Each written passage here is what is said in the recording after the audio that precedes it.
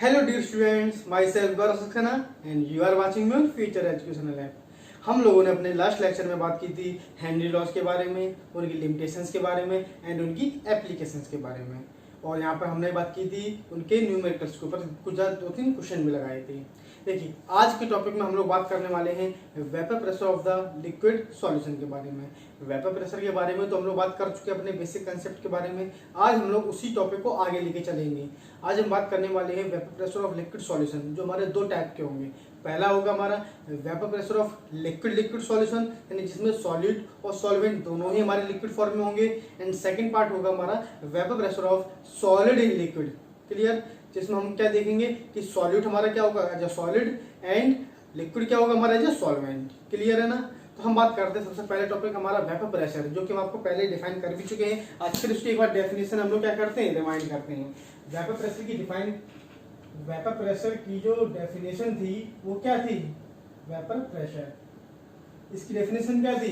यहाँ पर हमने बात की थी क्या कि एक हमने कंटेनर लिया था, उसमें हम लोग का कोई लिक्विड भरा हुआ था।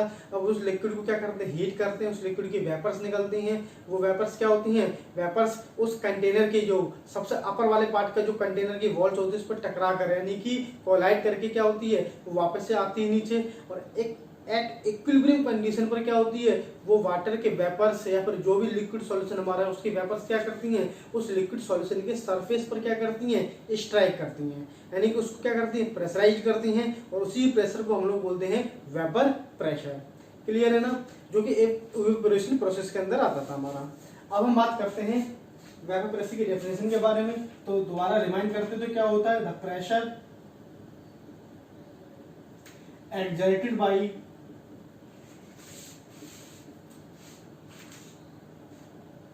the vapors, the pressure exerted by the vapors of the solution, या फिर ऑफ द लिक्विड कह सकते हो आप लोग, of the liquid over the liquid solution in equilibrium at a given temperature। ये हमारी क्या है, वेपर प्रेशर की डेफिनेशन। क्लियर है ना? अब हम बात करते हैं वेपर प्रेशर को हम लोग यहाँ पर किस तरीके से आगे डील करेंगे। यहाँ पर हमारा जो वेपर प्रेशर होता है क्या वो भी इफेक्टेड होता है क्या? बिल्कुल। यहाँ पर हमारा जो वेपर प्रेशर होता है वो भी इफेक्टेड होता है। किसके जरिए? यानी कि vapour pressure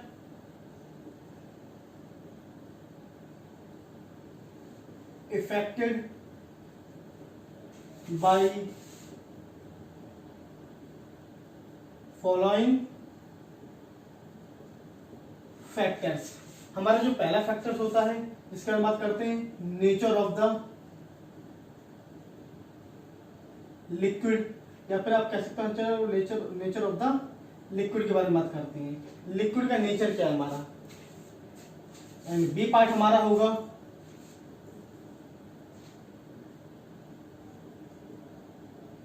effect of temperature. Clear है ना? इसको समझते हैं। Nature of the liquid, liquid का हम किस नेचर की बात कर रहे हैं? पहले हमने जो नेचर की बात की थी सॉल्युबिलिटी में, वो पोलर और नॉन पोलर के बीच पे की थी। तब हम बात कर रहे थे सॉल्युबिलिटी के लिए।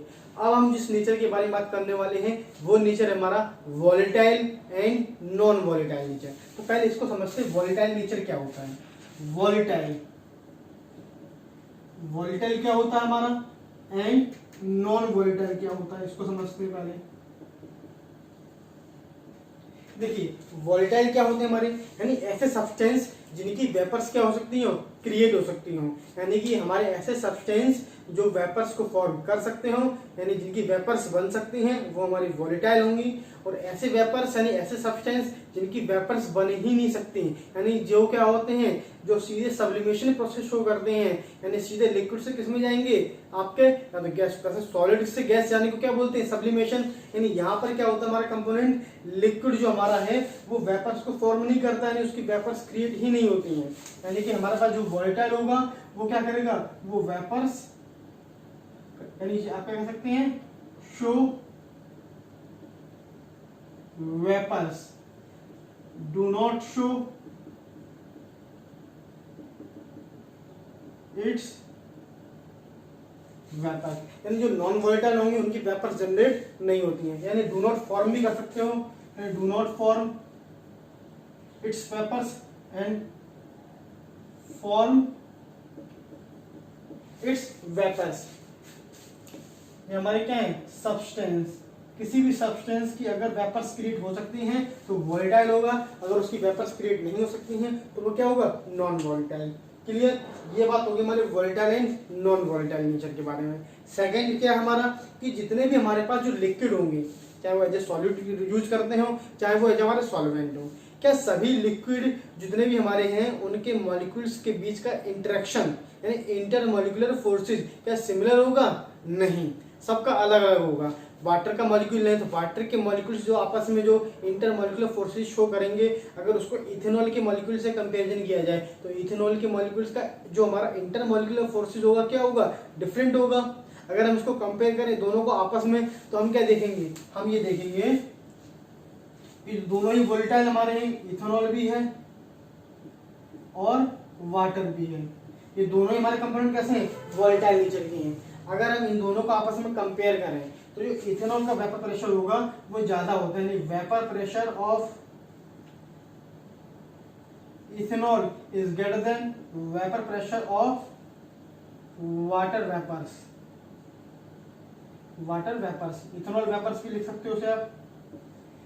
अब ये कैसे क्या हो गया, यानी यहाँ पर जो इथेनॉल के मॉलिक्यूल्स होंगे, यानी कि इथेनॉल के जो आपस में मॉलिक्यूल्स होंगे वो जिस तरीके से जुड़े होंगे, यानी उनके बीच में जो इंटरमॉलिक्यूलर फोर्सेज होगा वो कैसा होगा, वीक होगा। वीक होगा इसलिए जैसे हम उनको क्या करेंगे, हीट करते हैं, क्या करेंगे, जैसे हीट करेंगे वो आपस में क्या हो जाएंगे, उनकी बॉन्ड ब्रेक हो जाएंगे। जो इंटरमॉलिक्यूलर फोर्सेज जो लगा होगा वो ब्रेक हो जाएगा, और ब्रेक होते हुए क्या हो जाएंगे, वो सॉल्यूशन के सरफेस को क्या कर देंगे, लीव कर देंगे और इजीली क्या हो जाएंगे, रिमूव हो जाएंगे। जबकि वाटर के मॉलिक्यूल क्या होंगे, वाटर के मॉलिक्यूल इनके कंपैरिजन क्या होंगे, थोड़े से स्ट्रॉन्ग मॉलिक्यूलर फोर्सेज जुड़े होंगे। लाइक हाइड्रोजन बॉन्ड भी माना जाता है कि हाइड्रोजन बॉन्डिंग में जो फोर्स होती है, तो उसके वजह से क्या होता है कि वाटर के मॉलिक्यूल्स इजीली इतने जल्दी अलग नहीं होते और वो अपनी सरफेस को अलग नहीं करते हैं। यानी इसका सीधा सीधा सिद्धांत ये है कि हम यहाँ पर कह सकते हैं कि वाटर का जो बॉइलिंग पॉइंट होता है वो 100 डिग्री सेल्सियस होता है। तो ये तो क्लियर हो गया, इथेनॉल का जो हमारा बॉइलिंग पॉइंट होगा वो 100 डिग्री सेल्सियस से क्या होगा, काफी कम होगा, यानी तभी वो जल्दी से जल्दी क्या होंगे, वेपर्स में जनरेट होंगे।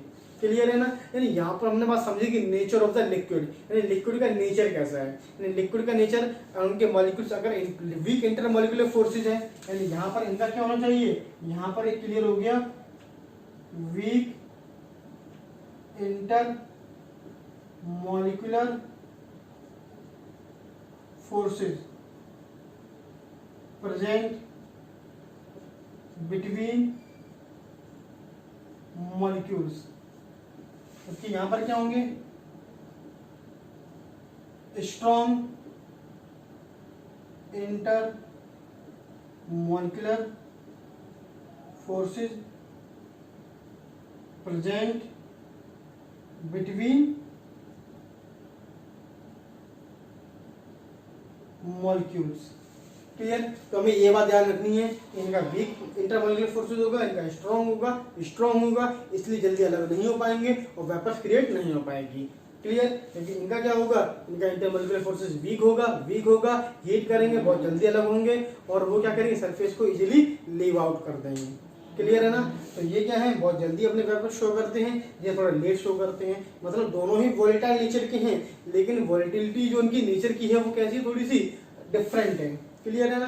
सेकंड पॉइंट जो हमारा है इफेक्ट करता है वेपर प्रेशर को, वो है टेम्परेचर। अब टेम्परेचर कैसे इफेक्ट करता है, जैसे कि आप उसे हीट करेंगे, अब आप उसके टेम्परेचर को क्या करो, अगर आप उसके टेम्परेचर को जैसे जैसे बढ़ाओगे तो वैसे वैसे क्या होगा, एनर्जी बढ़ेगी, यानी हीट बढ़ेगी तो एनर्जी बढ़ेगी तो काइनेटिक एनर्जी किसको मिलेगी, उस लिक्विड सॉल्वेंट को मिलेगी। उनकी काइनेटिक एनर्जी इतनी बढ़ती जाएगी वो उतनी जल्दी ही क्या होंगे, वेपर्स में चेंज हो जाएंगे। मतलब इफेक्ट ऑफ टेम्परेचर क्या करता है, केवल जैसे जैसे टेम्परेचर क्या करोगे आप, जैसे जैसे आप टेम्परेचर को क्या करोगे, टेम्परेचर राइज होगा, वेपर प्रेशर भी उतने ही क्या होंगे, इंक्रीज होते जाएंगे। ये बात समझ में आ गई। यानी टेम्परेचर इंक्रीज करने के साथ वेपर प्रेशर क्या होंगे सब्सटेंस के, उस सब्सटेंस के वेपर प्रेशर भी क्या हो जाएंगे इंक्रीज, यानी उतनी ही ज्यादा अमाउंट में वेपर्स क्या हो जाएंगी क्रिएट होना स्टार्ट कर देंगे। क्लियर है ना? तो ये तो हमने समझे कि vapour pressure affected by following factors के बारे में। क्लियर? आप इसको नोट कीजिए। फिर हम बात करते हैं अपने सबसे पहले topic vapour pressure of liquid solution के बारे में। क्लियर? चलिए तो बात करते हैं हम लोग अपने इसके पहले टाइप की तरफ। हमारा जो इसका पहला टाइप होगा वो होगा वेपर प्रेशर ऑफ लिक्विड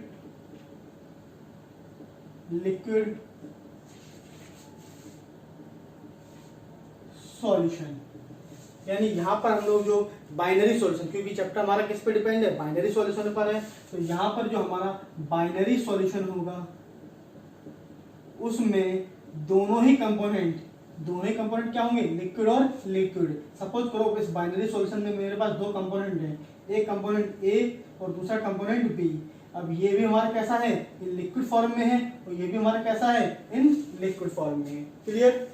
अब दोनों की वेपर प्रेशर क्या होंगी डिफरेंट होंगी, यानी कि हम बात करते हैं इक्विलिब्रियम कंडीशन में। यानी अब हम क्या करते हैं एक कंटेनर लेते हैं, उस कंटेनर के अंदर क्या करते हैं उन दोनों सॉल्यूशन को मिक्स करके भर देते हैं, यानी ये हमारा क्या है सॉल्यूशन ए प्लस बी का। ठीक है ना? इसको आप हीट करोगे, हीट करने के बाद क्या होंगे यहाँ पर ए के वेपर्स यानी कि लिक्विड ए के भी वेपर्स कुछ जनरेट होंगे, कुछ बी के भी होंगे, लेकिन ये तो फिक्स नहीं है ना कितने होंगे, यानी डिफरेंट यानी कि कुछ मोल फ्रैक्शन ए का भी होगा और कुछ मोल फ्रैक्शन बी का भी होगा। तो यहाँ पर क्या होंगे वेपर्स क्रिएट करेगा और वेपर्स क्रिएट करने के बाद क्या होगा उनका पार्शियल प्रेशर लगना शुरू हो जाएगा। क्लियर? तो यहाँ पर जो हम बात करने वाले हैं वो हमारा जुड़ता है राउल्ट्स लॉ से। यानी जो हमारा पहला जो टर्म हम बात कर रहे हैं आज vapour pressure of liquid solution, ये पूरा का पूरा डिपेंड करता है आपका राउल्ट्स लॉ के ऊपर। देखिए कैसे, यहाँ पर जो हमने एक कंपोनेंट लिया है लिक्विड फॉर्म में और बी लिया है इन लिक्विड फॉर्म में, और ये दोनों जो कंडीशन होंगी हमारी इन इक्विलिब्रियम, यानी सॉल्यूशन को हमने रखा और ये कंडीशन जो हमारी आ चुकी है वो आ गई है एट इक्विलिब्रियम कंडीशन पर। क्लियर है ना? अब यहाँ पर क्या था हमारे जो साइंटिस्ट थे, हमारे जो साइंटिस्ट का नाम क्या था हमारा, ये हमारे थे द फ्रेंच केमिस्ट फ्रैंकोइज मार्टे राउल्ट। इन्होंने सन 1886 में एक क्वांटिटेटिव रिलेशनशिप दिया। क्या दिया? ही gave a quantitative relationship between, किसके between दिया था उन्होंने, between the partial pressure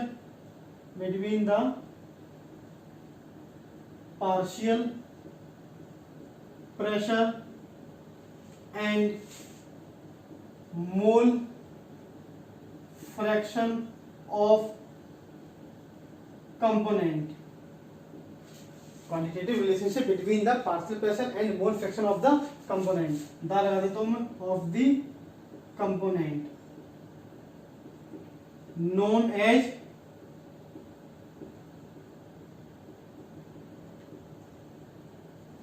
Raoult's law.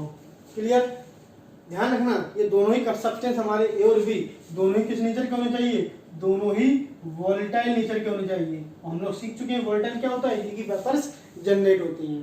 Clear? तो यहाँ पर जो हमने बात की था फ्रेंच केमिस्ट फ्रैंकियस मार्टे रॉल्स के बारे में, जिन्होंने 1886 में हमें एक क्वांटिटेटिव रिलेशनशिप दिया और उसमें उन्होंने हमें बताया कि यहाँ पर जो पार्शियल प्रेशर उसी कंपोनेंट का एंड मोल फ्रैक्शन के बीच में एक रिलेशनशिप के बारे में। अब वो रिलेशनशिप क्या था वो हम समझते हैं कि स्टेटमेंट के थ्रू। तो मैं इसको नीचे रब कर दे, एक काम करते हैं, इसको नोट कर लीजिए, मैं इसको रब करके उसका स्टेटमेंट समझाता हूँ। चलिए तो बात करते हैं हम लोग अपने उनके स्टेटमेंट के बारे में। स्टेटमेंट क्या है देखो उनका, एट अ गिवन टेम्परेचर, यानी आपका टेम्परेचर क्या है fix, at a given temperature for a binary solution of volatile liquids, यानी दोनों कंपोनेंट आपको किस नेचर के होने चाहिए, वोलेटाइल नेचर के। अब यहाँ पर जो वोलेटाइल नेचर है वो हम समझ में आ गया। The partial vapour pressure of the each component in the solution, the partial pressure of the each component in the solution is equal to the vapour pressure of is equal to the product of vapour pressure and its mole fraction. यानी यहाँ पर हमने सबसे पहले बात की vapour pressure of pure component, उसका mole fraction किसका, उनका प्रोडक्ट होगा किसके, पार्शियल वेपर प्रेशर के बराबर। यानी इनके स्टेटमेंट के थ्रू अगर मैं बात किया जाए, अगर इनके स्टेटमेंट की अगर हम बात करते हैं, जैसे सपोज करो मैंने एक बाइनरी सॉल्यूशन लेट किया, बाइनरी सॉल्यूशन। अब इस बाइनरी सॉल्यूशन के अंदर दो कंपोनेंट होंगे, पहला कंपोनेंट होगा ए और दूसरा कंपोनेंट होगा सपोज करो बी। क्लियर। अब इस ए कंपोनेंट का जो पार्शियल वेपर प्रेशर होगा उससे मैं डिनोट करता हूं पी ए से, और ये क्या है पी बी। ये हमारा क्या है पार्शियल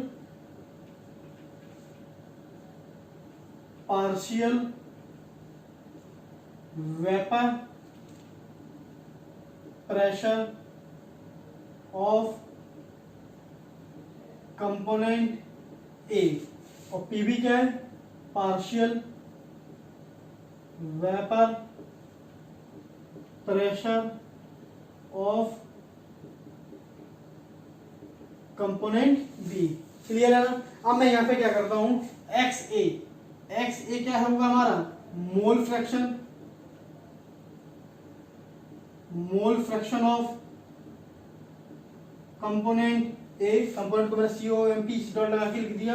इसी तरह एक्स बी को मैंने डिनोट किया यहाँ पर mole fraction of component B. Clear.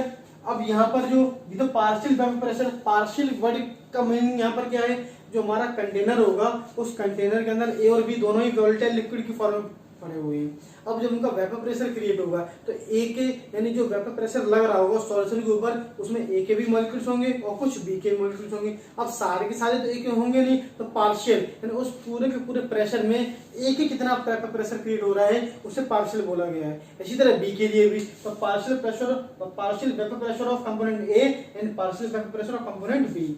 अगर हम यहाँ पर सॉल्यूशन ना लेकर क्या करते, उन दोनों ही वोलेटाइल लिक्विड्स को डिफरेंट कंटेनर्स में क्या करते, अगर पुट करते तो उनका जो वेपर होता वो क्या होता, यानी कि अगर केवल कंपोनेंट ए है हमारे सॉल्यूशन के अंदर यानी कंटेनर के अंदर, तो उसकी वेपर्स बनेंगी। अब उसकी वेपर्स बनेंगी तो प्रेशर किसका होगा, उसी कंपोनेंट का ही एग्जैक्ट होगा, यानी वो प्योर होगा। तो प्योर को हम डिनोट करते हैं PA0 से, यानी PA0। अब इसको PA0 को क्या बोलेंगे हम लोग, वेपर प्रेशर ऑफ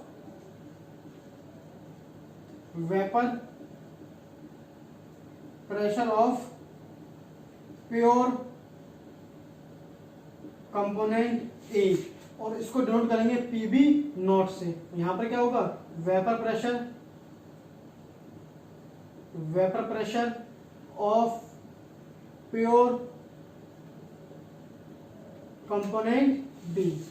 क्लियर है ना। तो यहाँ पर ये हमने लेट कर लिया है, ये सारी चीज क्या की हमने लेट की है कि हमारे पास एक बाइनरी सॉल्यूशन है वोलेटाइल लिक्विड्स का, जिसमें हमारे पास ए और बी कंपोनेंट है। ए का जो पार्शियल वेपर प्रेशर है वो है PA, और जो बी का कंपोनेंट का पार्शियल वेपर प्रेशर है वो है PB। उनके मोल फ्रैक्शन के बारे में बात की, mole fraction of component A X है and mole fraction of component B XB। Vapour pressure of pure component PA0 and vapour pressure of pure component B PB0 के बारे में। अब इसको मैं रेट करता हूं यहाँ पर, यानी इनके स्टेटमेंट क्या है, at a given temperature for a binary solution of volatile liquids the partial vapour pressure of each component, चाहे वो ए का हो या फिर बी का हो, in solution is equal to the product of, यानी इक्वल किसका इक्वल, यानी जैसे मैं बात करता हूँ PA के बारे में, तो PA इक्वल टू क्या हो जाएगा, अब PA इक्वल टू होगा product of the vapour pressure of pure component, यानी प्योर कंपोनेंट क्या है PA0 और उसका मोल फ्रैक्शन कितना है x है। तो आप इसे डॉट लगा दो यहाँ पर और कर दो क्या x है। तो ये क्या हो गया राउल्स लॉ के बेस पर PA equal to PA0 x है। इसी तरह अगर हम बात करते हैं बी कंपोनेंट के बारे में, तो हमारे पास क्या होगा PB इक्वल टू क्या हो जाएगा PB0 डॉट XB। क्लियर। तो ये हमें क्या मिला, quantitative relationship between the partial vapour pressure of the component A और किसके साथ में, इट्स मोल फ्रैक्शन के बीच में, मोल फ्रैक्शन और इसके बीच में। क्लियर है ना। इसको मल्टीप्लाई किससे किया गया, इसके प्योर वेपर प्रेशर से। तो ये हमारा क्या था, रिलेशनशिप था।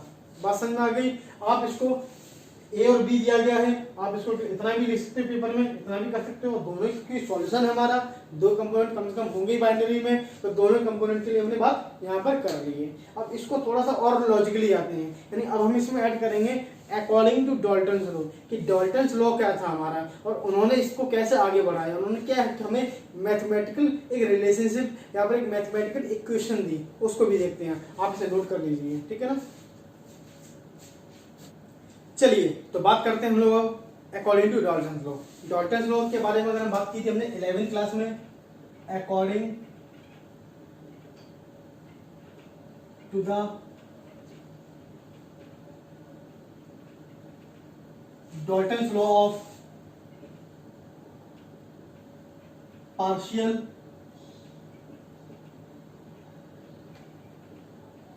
प्रेशर। अब क्या होता है हमारा अकॉर्डिंग टू डाल्टन्स लॉ, हमने बात की थी डाल्टन्स लॉ में कि यहाँ पर एक कंटेनर होगा जिसमें एक से ज्यादा क्या होंगी हमारी डिफरेंट गैसेस भरी होती हैं।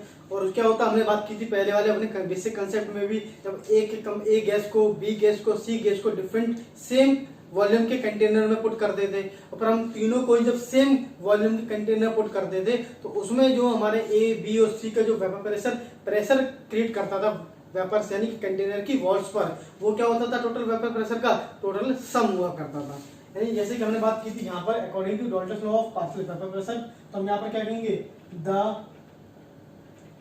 वेपर प्रेशर, या फिर आप ऐसे कह सकते हैं द टोटल वेपर प्रेशर, जिसे मैं नोट करता हूं P से, total vapour pressure of the, या पर total vapour pressure over the solution phase in container will be the sum of the partial vapor pressure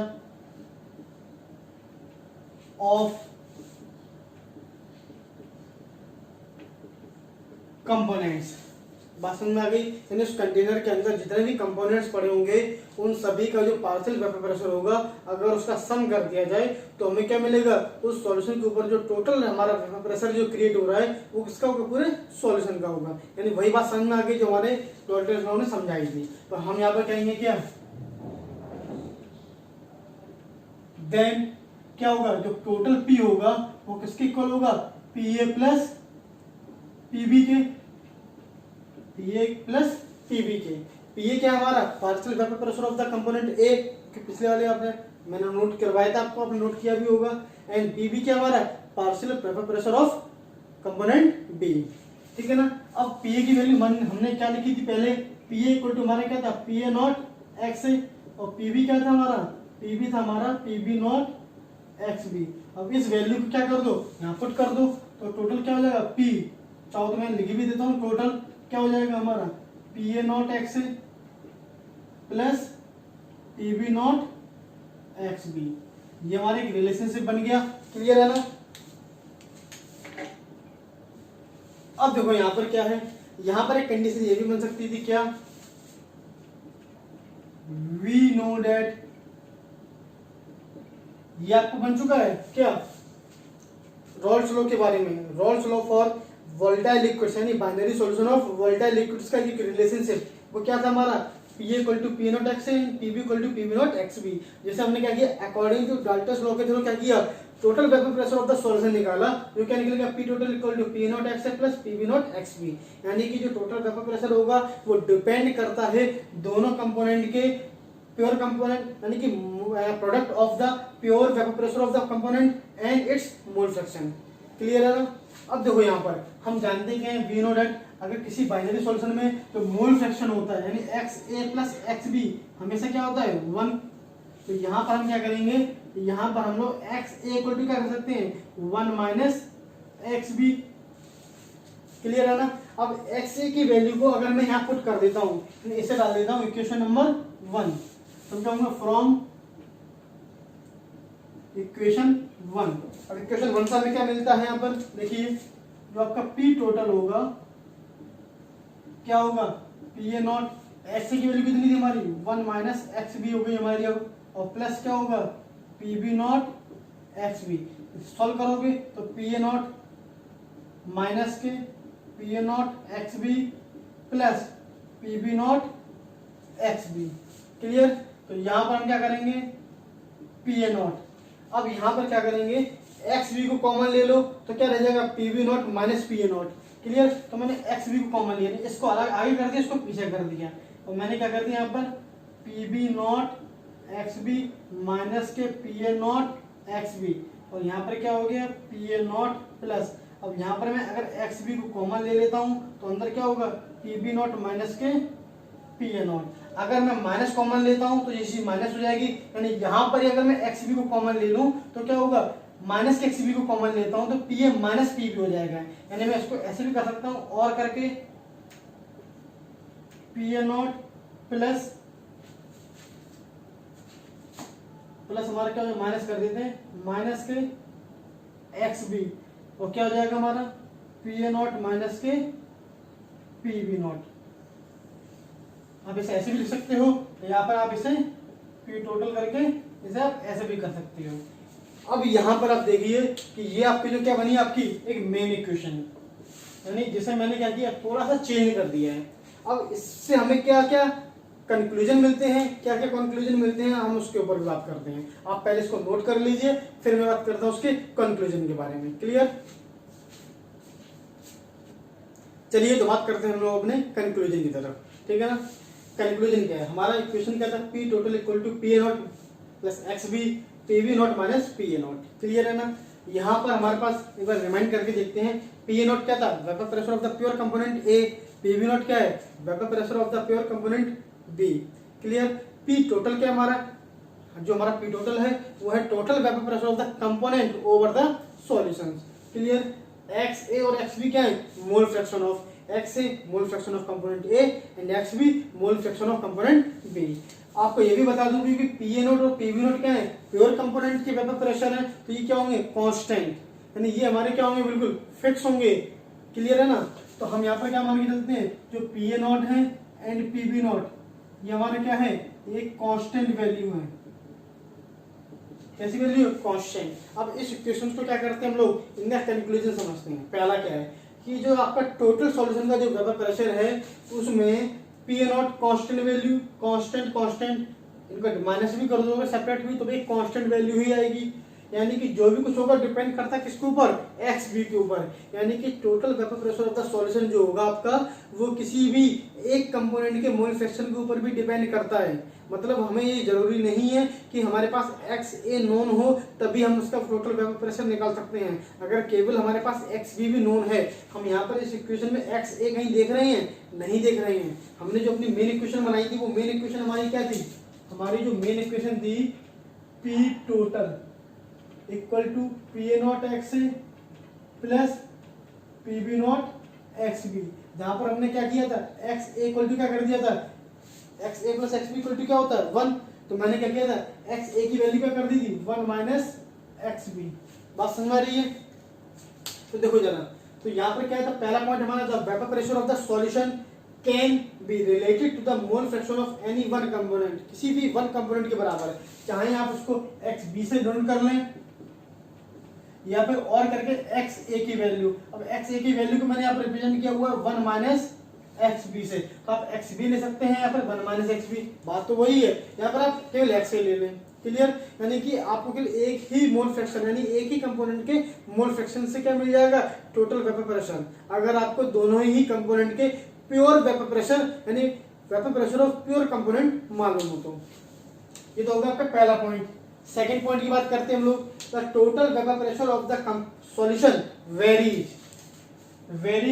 linearly with the mole fraction of the component B, with the mole double लिख दिया with the mole fraction of component B because PB and PB note are constant, क्योंकि ये तो constant आपके PA note और PB note क्या है constant। तो अगर इसको मैं अगर कंपैरिजन करूं, कैसे कंपैरिजन करूं, यहाँ पर y equal to M X plus C, y क्या है ये रहा, m क्या है ये, x क्या है ये, c क्या है ये, बात समझ में आ रही है? यानी इसको मैं ऐसे भी कर सकता हूँ, y इक्वल टू, मैंने ऐसे कर दिया c प्लस एम एक्स उठा के, क्लियर। y हमारा ये रहा, c ये रहा, m ये रहा, x ये रहा, कांस्टेंट m, x हमारा क्या है ये रहा, तो m क्या हो गया हमारा, x भी हो गया, तो जो हमारा स्लोप होगा नहीं ये क्या होगा ये, यानी ये क्या करेगा एक तरीके से डायरेक्टली लीनियरली किसको शो कर रहा है, केवल मोल फ्रैक्शन ऑफ कंपोनेंट b।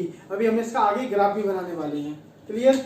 तो ये बात समझ में आ गई था, total vapour pressure of the solution vary कर रहा है, किसके थ्रू कर रहा है, mole fraction of component B.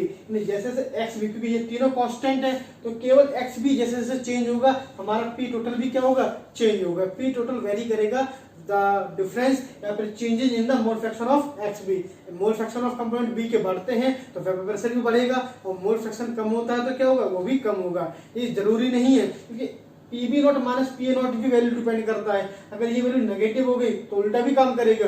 तो ये सारी चीजें हमें तब मालूम पड़ेंगी जब हमें पी ए पी बी की वैल्यू गिवन हो, और फिर हम बताएंगे कि पी बी इंक्रीज करने पर पी टोटल इंक्रीज होगा या फिर डिक्रीज होगा, क्लियर। हम बात करते हैं अपने थर्ड पॉइंट के बारे में। थर्ड पॉइंट हमारा क्या है, depending on the vapour pressure of the pure components A and B, total vapour pressure over the solution, total vapor pressure over the solution decreases or increases with the increase of the mole fraction of the component। अब किस component की जरूर बात कर रहे हैं, यानी यहाँ पर अगर xv की वैल्यू बढ़ती है या फिर घटती है तो उसको बेस पर पता चलता है क्या कि इंक्रीज या फिर डिक्रीज का। बात समझ में आ रही है। हम यहाँ पर एक कंपोनेंट को भी अगर हम बात करते हैं 1 माइनस एक्सबी, अगर 1 माइनस एक्सबी के बेस पर बात करें तो एक्सबी की वैल्यू बढ़ेगी तो पी टोटल क्या हो जाएगा, कम हो जाएगा। हमने वैल्यू पुट की थी अपनी यहाँ पर क्या, पी टोटल इक्वल टू क्या था, पी ए नॉट, और एक्स ए की वैल्यू को हमने क्या कर दिया था 1 minus X B plus P B not X B, clear है ना। तो यहाँ पर हम क्या करते हैं, यहाँ पर अगर एक्स बी की वैल्यू बढ़ेगी तो पी टोटल भी क्या हो सकता है, मे बी, यानी 1 माइनस क्या होगा, माइनस की वैल्यू ज्यादा होगी, माइनस होगा तो टोटल वैल्यू क्या होगी, यहाँ पर ज्यादा हो जाएगी माइनस में, ये पॉजिटिव होगा।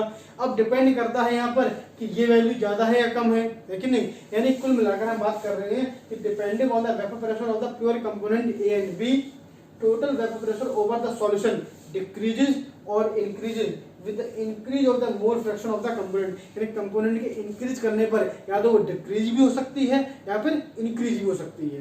बात समझ में आ रही है। तो यहाँ पर अब वो कंपोनेंट क्या हो सकता है हमारा, ए भी हो सकता है या फिर 1 minus X B, x A और 1 माइनस एक्स बी, क्लियर। यानी मोल फ्रैक्शन के बारे में बात कर रहे हैं तो हमने इस तरह से नोट कर दिया है। तो ये हमारे क्या थे, तीनों कंक्लूजन, क्लियर। अब हम क्या करते हैं, बाई कंडीशन के बेस पर हम इनका एक ग्राफ जनरेट करते हैं। एक ग्राफ हमारा कैसा बनेगा उस इक्वेशन को लेकर, आप ये ले लो या फिर आपकी जो मेन इक्वेशन थी क्या थी, P total equal to P A not X A plus P B not X B, clear. आप इसको नोट कीजिए फिर हम आगे बात करते हैं।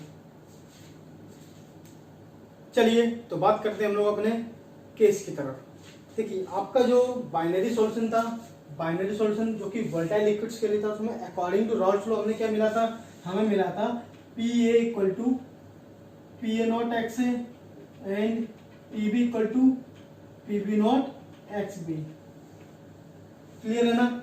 हमने अभी सेकंड पॉइंट में बात की थी कि जो वेरीज करता है लीनियरली, तो हम उसको बात करते हैं। यानी यहां पर क्या देखा हमने, vapour pressure of the components, vapour pressure of the components are linear functions of their mole fraction,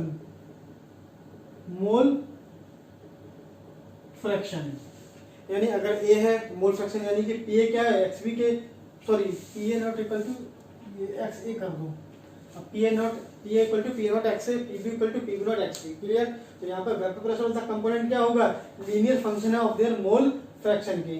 बात समझ में आ गई। अब हम यहाँ पर कंडीशन डाल के चलते हैं। हमारा केस नंबर 1, केस नंबर 1 क्या है, when X A equal to 0, चलिए एक्स इक्वल टू पहले करते हैं 1, क्योंकि हमें मालूम है x A plus X B क्या होता है, 1 होता है। अब x A plus X B क्या है, 1, और यहाँ पर एक्स इक्वल टू 1 है तो एक्स बी क्या हो जाएगा, ऑब्वियसली 0, यानी एक्स भी क्या हो जाएगा 0। अब इस कंडीशन का मतलब क्या है, मैं आपको बेसिक कंसेप्ट में पहले ही क्लियर कर चुका हूँ। अगर किसी भी कंपोनेंट का मोल फ्रैक्शन 0 है तो वो सॉल्यूशन में है ही नहीं, इसका मतलब यानी वो कैसा होगा, उसका कोई वेपर प्रेशर नहीं है।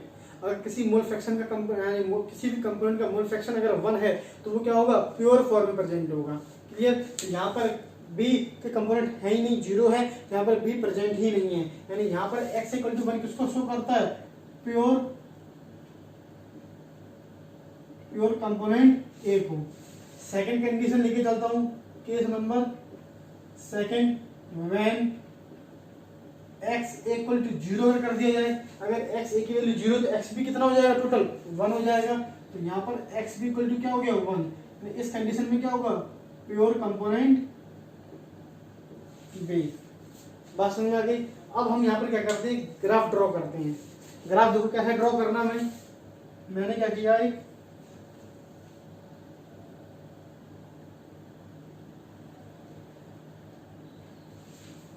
ठीक है ना, ये जो आपका जो वर्टिकल शो हो रहा है वो क्या है आपका, वेपर प्रेशर ऑफ कंपोनेंट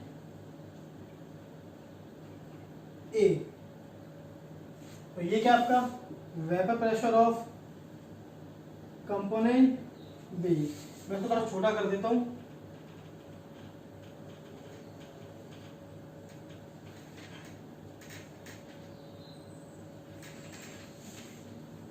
ठीक है ना, थोड़ा सा टेढ़ा लग रहा है।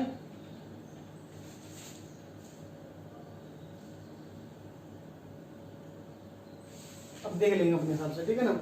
अब यहाँ पर क्या है, ये सबसे स्मॉल क्वांटिटी हमारी ये। अब यहाँ पर हमने माना कि ए के लिए है, यहाँ पर माना बी के लिए। ये हमारा क्या है, मोल फ्रैक्शन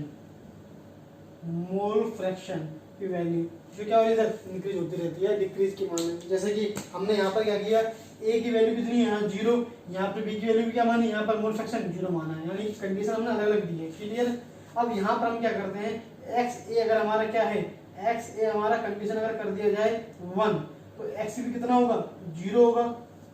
समझ में आ रही है। अब एक्स भी कितना होगा 0, मतलब एक्स भी तो यहीं पे ही है, एक्स से क्या कितना होगा 1। मैंने मान लिया कि हमारा ये पॉइंट है जो 1 को शो करता है, यानी 1 की वैल्यू को, यानी ये वैल्यू जो हमारी होगी वो क्या होगी, मोल fraction of component A. Second condition मैंने मानी क्या यहाँ पर, कि यहाँ पर हमारे पास एक्स बी कितना है 1 और एक्स ए कितना है 0। तो एक्स ए 0 है, ए कंपोनेंट क्या होगा, यहाँ पर नीचे ही रहेगा, 0 ही रहेगा। एक्स बी कितना आएगा 1, तो मैंने इसका 1 माना है यहाँ पर। तो यहाँ पर क्या हो रहा है देखो जरा, यहाँ पर एक्स भी कितना था 0, तो 0 से चला और 0 से 1 की तरफ चलता चला गया है।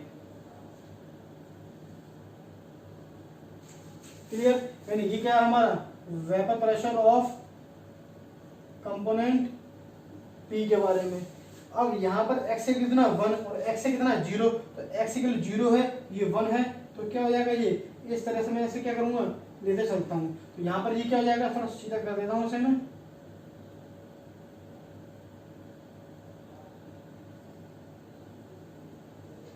ठीक है ना। तो ये क्या हो गया, vapour pressure of component A. Clear है ना। तो यहाँ पर x इक्वल टू 1 ये रहा, x इक्वल टू 0 यहाँ पर है। अब यहाँ पर x और x भी आप दोनों को एक जगह ले सकते हो। यहाँ पर x इक्वल टू 0 थी और धीमे धीमे बढ़ते बढ़ते क्या होगी 1 तक पहुंच गई।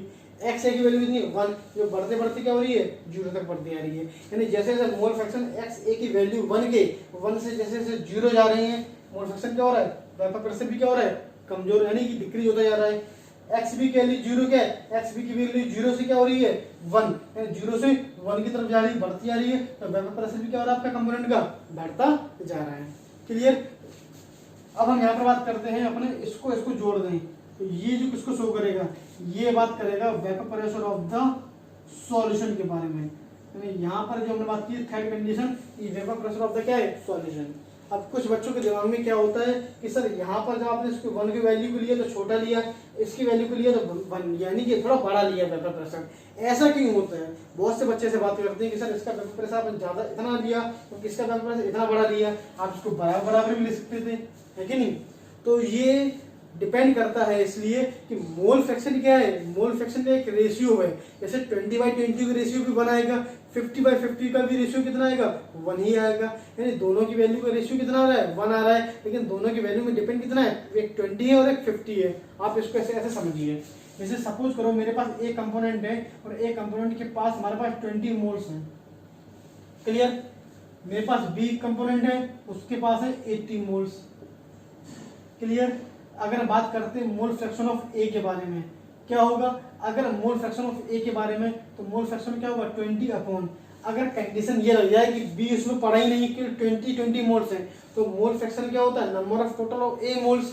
यानी कि यहाँ पर हम बात करेंगे क्या, यहाँ पर बात करेंगे A moles upon N A plus N B.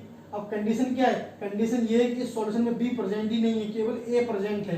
तो यहाँ पर क्या होगा, एन बी 0 हो जाएगा, क्या हो जाएगा, N A upon N A, कितना हो गया 20/20, कितना हो गया 1। यानी mole fraction of A compound कितना है 1, लेकिन उस ए के कंपाउंड के मोल्स कितने, केवल 20 तो है केवल, तो मैंने इसको 20 मोल्स के बेस पर रखा है यहाँ पर। बस समझ में आ रही है। अब जैसे बात करता हूँ बी कंपोनेंट, अब एक्स बी निकालेंगे। अब कंडीशन मैंने ये लगा दी कि मेरे पास यहाँ पर बी है, ए प्रेजेंट ही नहीं है, तो क्या होगा यहाँ पर एन बी अपॉन क्या हो जाएगा, N A plus N B. अब बी के हैं, एन के प्रेजेंट ही नहीं है, तो एन ए कितना हो जाएगा, 0 हो जाएगा। तो एन बी कितना है 80/80, ये भी कितना निकला 1, दोनों ही मोल फ्रैक्शन कितना निकले 1। यानी एक्स ए की वैल्यू 1, एस बी की वैल्यू 1।